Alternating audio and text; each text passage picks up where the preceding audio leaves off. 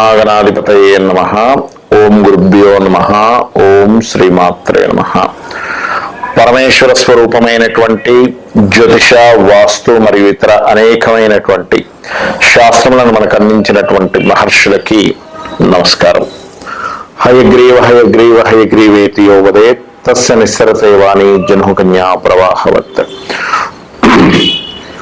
అరుణాం కరుణాతరంగితాక్షీం ధృతపాశాంకుశపుష్పబాణ చాపాం అనిమాదిభిరావృతాం మయూకైః అహమిత్యేవ విభావయే భవానీం. శ్రీమాత్రే నమః.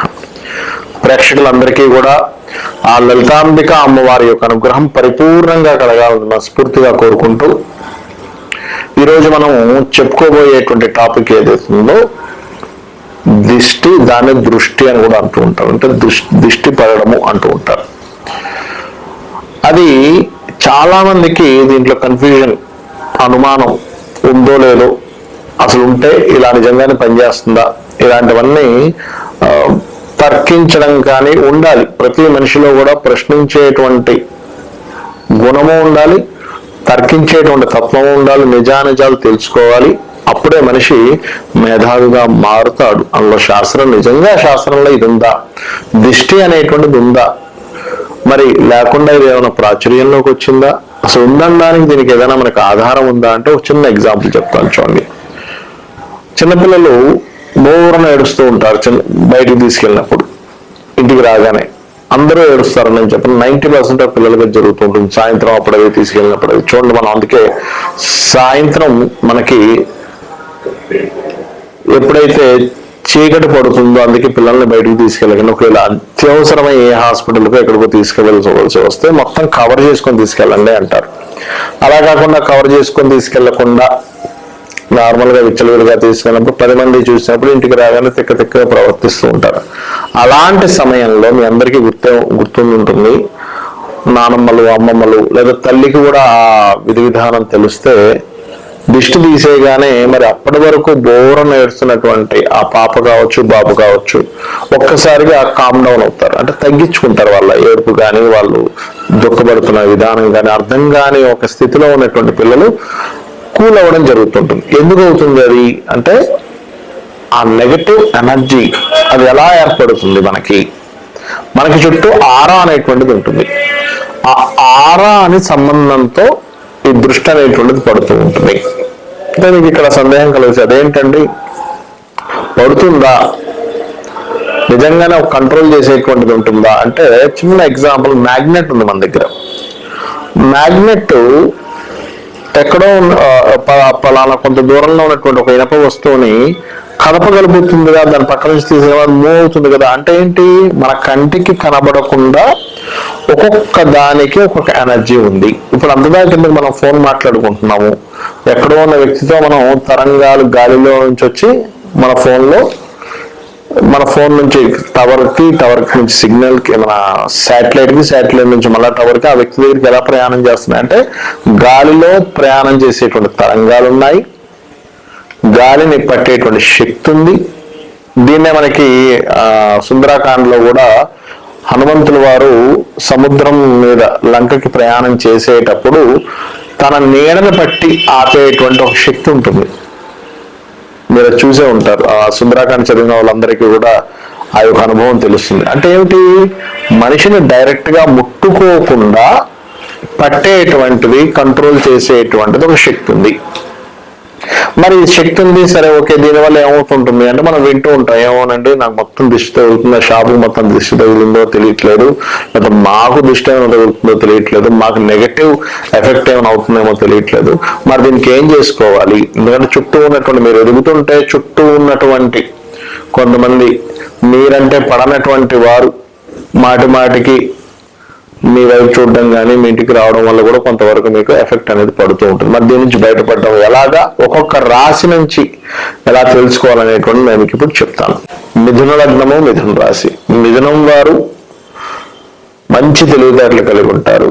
తొందరగా అక్కడ ఉన్నటువంటి సిచ్యువేషన్స్ అర్థం చేసుకోగలుగుతారు. మరి వీరికి కూడా ఎక్కడో దగ్గర మీరు కష్టపడుతున్నటువంటి శ్రమ మీకు తెలుసు, కానీ మిమ్మల్ని చూసి ఓరవని వారు, మిమ్మల్ని చూసి నెగిటివ్ గా ఫీల్ అయ్యే వాళ్ళు, మీ టాలెంట్స్ చూసి తట్టుకోలేని వారు వాళ్ళు కూడా మీకు కొంత ఇబ్బంది పడుతూ ఉంటారు. మరి దీన్ని శాస్త్రరీత్యా ఎలా మీరు బయటపడవచ్చు? ఇక్కడ నేను మీకు మొదట్లో చెప్పాను, 3వ స్థానము, 6వ స్థానము, 8వ స్థానము, 12వ స్థానం నెగటివ్ గా ఫలితాలు ఇచ్చేటప్పుడు, ఇవి నెగిటివ్ స్థానాలు అని కాదు, ఇవి నెగిటివ్ గా ఫలితాలు ఇచ్చేటప్పుడు మనిషి ఎదగలేకపోతుంటాడు. అదే మనకి చుట్టూ ఉన్నటువంటి ప్రజలు, అంటే చుట్టూ మనకి మనల్ని ఓరవని వాళ్ళ నుంచి వచ్చే ఒక ఎనర్జీ కావచ్చు, మీరు పూర్వజన్మలో చేసుకున్న కర్మ కావచ్చు, ఈ రూపాల్లో వస్తూ ఉంటుంది. మరి ఏం చేసుకోవాలి? ఇక్కడ మిథునం వారు చూసుకున్నట్లయితే ముఖ్యంగా మీరు పాటించాల్సిన మంత్రం, పఠించవలసినటువంటిది ఏమిటది? పాటించాల్సింది ఏమిటి, పఠించాల్సింది ఏమిటి అని చూసుకున్నట్లయితే పఠించవలసినటువంటిది ఓం శ్రీమాత్రే నమః. మరి పాటించవలసినటువంటిది ఏమిటి చూసుకున్నట్లయితే మీరు ఎక్కువగా తెల్లటి వస్త్రాన్ని ధరించండి. దీనికి మించినటువంటిది మరొకట్లేదు, గుర్తుపెట్టుకోండి. తెల్లటి వస్త్రం మీకు దిష్టి తగలకుండా చూస్తుంది. ఇక రెండవది ఏమిటి అని చెప్పి చూసుకున్నట్లయితే ఇక్కడ గోశాలకు వెళ్ళి గోవులకి ప్రత్యేకంగా క్యారెట్లు తినిపించండి. గోశాలకు వెళ్ళి క్యారెట్లు కానీ, లేదా మనము చూడండి అరటికాయలు ఉంటాయి, అరటి పళ్ళు కాదు, నేను పండు చెప్పబోయి కాయ చెప్పానేమో అనుకోకండి. అరటికాయ, మనం కూర వండుకునేటువంటి అరటికాయ చక్కగా తీసుకొని దాన్ని సన్నగా తురమండి. సన్నగా తురమి గోవుకి సాక్షాత్ అమ్మవారే అక్కడ ఉంది, నేను అమ్మవారికి తినిపిస్తున్నాను అనేటువంటి భావనతో ఒక్కొక్క ముక్కను పెడుతూ మీ మనసులో అమ్మవారి నామాలు చేసుకోవచ్చు, ప్రేమగా పెట్టచ్చు. మీకు తెలియకుండానే మీరు పూర్వజన్మలో చేసుకున్న కర్మ ఏదైతే ఉందో అది తొలగుతుంది.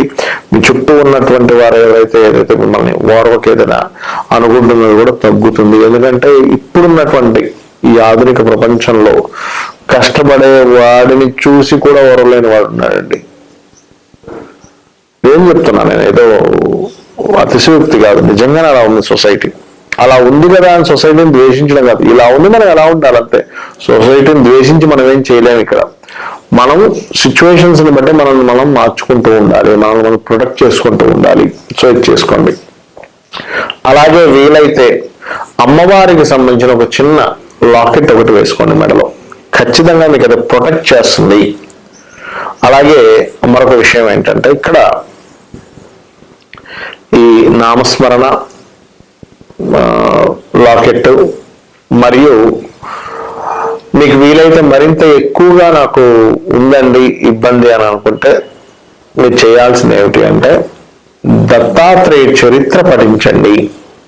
దత్త చరిత్ర పఠించడము, రావి చెట్టు చుట్టూ ప్రదక్షిణాలు చేసి అక్కడ సర్ప ఆకారంలో మనకి ప్రతిష్ఠ చేసి ఉంటాయి, అక్కడికి వెళ్ళి పసుపు కుంకుమ గంధము కలిపినటువంటి నీటితో మీరు చుట్టూ ప్రదక్షిణం చేసి దాని మీద అభిషేకం చేయండి. తద్వారా ఏమవుతుందంటే మీకు ఏదైతే ఇప్పుడు ఎలా ఉంటుందంటే మిథునం వారికి ఎట్లాంటి కండిషన్స్ వస్తుంటాయంటే మీకు ఒక నెగటివ్ ఫోర్స్ ఉన్నప్పుడు మీకు తెలియకుండానే మీకు ఒక దగ్గర పని అవ్వాల్సిన దగ్గర కొంత ఉద్రేకమైనటువంటి ప్రభావాన్ని చూపిస్తారు. ఉద్రేకభరితమైనటువంటి ప్రభావాన్ని చూపించి ఆ ఉద్రేకం వల్ల ఇబ్బంది వస్తుంది. కాబట్టి ఇవి చేయండి, ఖచ్చితంగా మీకు బాగుంటుంది. అయితే ఇక్కడ కొంతమంది అడుగుతూ ఉన్నారు నన్ను, ఈ దృష్టి వల్ల వచ్చే నష్టాలు ఏమిటండి అని చెప్తాను చూడండి. చిన్నపిల్లలకైతే వాళ్ళకి తెలియకుండానే చాలా అనీజీగా ఉంటారు, అందుకే ఏడుస్తూ ఉంటారు. వాళ్ళు వ్యక్తపరిచేటువంటి భాష ఒకటే ఏడుపు, అంతే. ఆ ఏడుపుని చూసి ఎందుకు ఏడుస్తున్నారు అని మనం వాళ్ళని ఊరుకోబెట్టడం అనో రకరకాల దృష్టి తీసే ప్రక్రియలు చేస్తూ ఉంటాం. మరి ఒక యుక్త వయసులో అంటే ఒక 15-16 ఏళ్ల వయసులో గనక దృష్టి తగిలితే ఏం జరుగుతుంది సర్వసాధారణంగా అని చెప్పి చూసుకున్నట్లయితే వారికి చదువు మీద కాన్సన్ట్రేషన్స్ తగ్గుతూ ఉంటాయి. రకరకాల చిన్న చిన్న విషయాలు దెబ్బలు తగిలించుకోవడం కావచ్చు, లేకపోతే ఏదో ఒక అనారోగ్య బారిన పడడం కావచ్చు జరుగుతూ ఉంటుంది.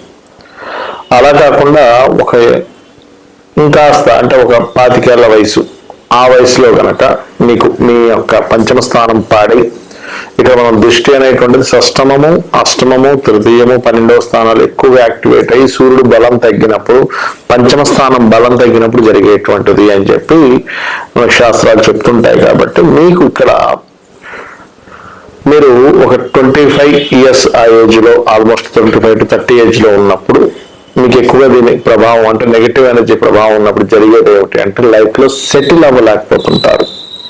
అంటే ఒక ఉద్యోగంలో లేదా ఒక వ్యాపారంలో, ఒక వ్యాపారం పెట్టారు, 2 రోజులు చక్కగా సాగని చూసి అందరూ అమ్మో ఏంటి బాగా సాగుతుందనగా తగ్గిపోతూ ఉంటుంది. అలా కాదు, ఒక ఉద్యోగంలో ఒక మంచి ఉద్యోగం వచ్చిందని నలుగురు చెప్పుకోగానే మీకు కిట్టన వారు ఎవరైతే ఉంటారో అబ్బాయి ఈయనకి ఇంత మంచి ఉద్యోగం రావడమా అనేటువంటి ఒక భావన. అలాంటప్పుడు శాస్త్రం చెప్తుంది మీ పంచమాధిపతిని చేసుకోవడమే. అలాగే అంటే ఇది అందరికీ తగలని రూల్ లేదు, బాగా అర్థం చేసుకోండి. ఇది కేవలం రవి యొక్క స్థానము, పంచమ స్థానం వీక్ గా ఉన్న వాళ్ళకి నేను ఇందాక చెప్పినటువంటి రూల్ ఏమిటి అంటే ఈ దశలు నడుస్తున్నప్పుడు మాత్రమే గుర్తుపెట్టుకోండి. ఇక ఒక ఏజ్ ఒక 50s లో ఉన్నటువంటి వారు అంటే ఇంచుమించుగా 40 to 50 అనుకోండి, అలాంటి వారికి ఏమవుతుంది అంటే వాళ్ళ ఆస్తుల్ని కోల్పోవడం కానీ, లేకపోతే ఎందుకంటే ఆ ఏజ్కి వచ్చేసరికి ఆల్మోస్ట్ 50s దగ్గరికి వచ్చేసరికి కొంత ఆస్తి కూడబెట్టుంటారు. కష్టపడి వాళ్ళు ఎంతో కష్టపడి కూడబెడతారు, కానీ చుట్టుపక్కల వాళ్ళు వాళ్ళ భావనలు ఎలా ఉంటాయంటే వీళ్ళు ఏదో ఇది చేశారులే అంటే వాళ్ళ కష్టం ఎవరికి తెలియదు. తెలివితేటలతో కష్టపడడం కావచ్చు, శ్రమించి కావచ్చు, వాళ్ళు ఏదో ఒక ఆస్తి ఇంత రాత్రి మొదలు కష్టపడితే చుట్టూ ఉండే వాళ్ళ స్థితి అలా ఉంటుంది. కాబట్టి పొరపాటును కూడా మీరు గుర్తుపెట్టుకోండి. చిన్నప్పుడు అంటే ఇవన్నీ ఎందుకు చెప్తున్నా అంటే చిన్నపిల్లడిగా ఉన్నప్పుడు ఎక్కువ ఎక్స్పోజ్ చేయకండి పిల్లల్ని. ఒక ఏజ్ లో బాగా చదువుతున్నప్పుడు కూడా ఎక్కువ ఎక్స్పోజ్ చేయకండి. అద్భుతంగా చదువుతున్నాడు. అందుకే చాలా మంది తల్లిదండ్రులు అంటుంటారు మా వాడు బాగా చదివేవాడండి ఎందుకు ఈ మధ్య చదవట్లేదు అంటే వారికి నెగిటివ్ ఎనర్జీ ఫామ్ అయింది.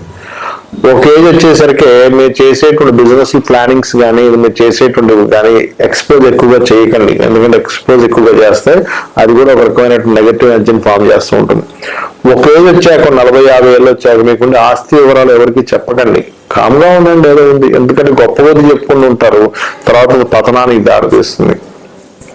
ఎండింగ్స్ లో ఆల్మోస్ట్ 60s, 70s, 80s లో ముఖ్యంగా ఇక్కడిది ఆరోగ్యం మీద ఎక్కువగా ప్రభావం చూపిస్తూ ఉంటుంది. అందుకని మీకు పాతకాలం వాళ్ళు చూసినట్లయితే వాళ్ళు తినేటప్పుడు చాటుగా తినేవారు. ఎందుకు అరే ఇంత ఏజ్ వచ్చేసినది ఇంత చక్కగా తింటున్నాడా అంటే అయిపోయింది అక్కడ క్లోజ్. కాబట్టి ఏంటంటే ఇవి కొంచెం పాటించాలి. ఇక్కడ ఏంటంటే మీరు అర్థం చేసుకోవాల్సినటువంటిది ఇది ఒక సైంటిఫిక్ కోణంలో ఆలోచించండి. ఇదేదో మూఢనమ్మకం అనో లేకపోతే ఇంకోటి ఏదో కాదు. శాస్త్రం ఏం చెప్పినా కూడా దానికి ఒక ఆధారం ఉంది. ఎలాగా అంటే మీరు దృష్టి తీయగానే తగ్గుతుందిగా ఒక ఆధారం. రెండవది మీరు గమనించండి, గుమ్మడికాయ కడతాం ఇంటికి. గుమ్మడికాయ కట్టినప్పుడు ఆ ఇంటికి ఏమవుతుందంటే ఫస్ట్ లో 2-3 సార్లు మొదటిసారి, రెండోసారి, మూడోసారి తొందరగా కుళ్ళిపోతుంది. గమనించండి. తర్వాత అది ఇంకా తొందరగా కుళ్ళదు. ఎందుకు? ఆ నెగిటివ్ ఎనర్జీ వెళ్ళిపోయింది అక్కడ. అందరి జీవితాల్లో జరుగుతుంది. మీరు అబ్జర్వ్ చేయొచ్చు. ఉందా లేదా దిష్టి ఉందా లేదా చెప్పడానికి ఇది ఒక పెద్ద ఉదాహరణ. అలాగే మరొకటి ఏంటంటే ఇది ఏదైతే గుమ్మడికాయ కట్టే ప్రక్రియ కూడా చాలా మంది నన్ను అడుగుతుంటారు ఎన్నిసార్లు కట్టాలి, ఎప్పుడు కట్టాలని. మీరు ఎప్పుడైనా గుమ్మడికాయ కట్టేటప్పుడు మీకు దగ్గరలో ఆంజనేయ స్వామి ఆలయం ఉన్నట్లయితే ముందు రోజు నైట్ అక్కడ ఉంచి గర్భాలయంలో ఉంచి తీసుకొచ్చి కట్టండి. భగవత్ సంబంధించిన ఎనర్జీ కూడా దానికి ఫామ్ అవుతుంది. సో ఈ విషయాలు తెలుసుకొని మీరు మీ యొక్క జీవితాన్ని పూర్తిగా ఎదిగేలాగా, ఎందుకంటే దీనివల్ల మనం ఎదగలేకపోతుంటాము. బాగా అర్థం చేసుకోండి. చుట్టూ ఉండే వాళ్ళ ఏడుపు వల్ల మనం ఎదగలేకపోతుంటాము. కాబట్టి వాళ్ళకి ఛాన్స్ ఇవ్వకండి. అమ్మవారి పాదాలని ఆశ్రయించండి. అమ్మవారిని, భగవంతుని తలుచుకోండి. భగవంతుని మీ స్వశక్తితో మీరు ఎదుగుతూ భగవత్ సాధన చేస్తూ ఉండండి. ఖచ్చితంగా మీరు అన్ని విధాలు ఎదగాలని, ఎదుగుతారని కోరుకుంటూ శ్రీమాత్రే నమః.